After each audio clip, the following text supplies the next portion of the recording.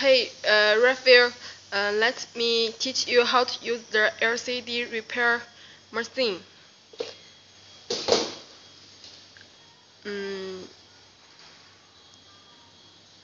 First, please turn on the machine.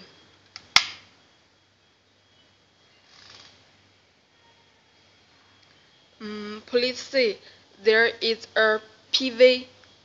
This means the present temperature of the hot plate. Uh, this SV means the fellow temperature which we need to separate the broken LCD.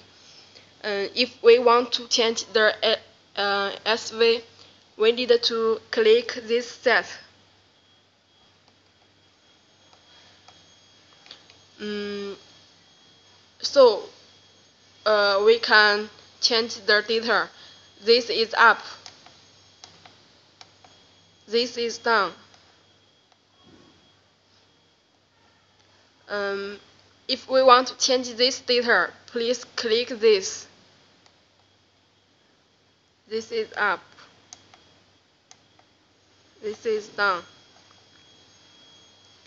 For this, click this.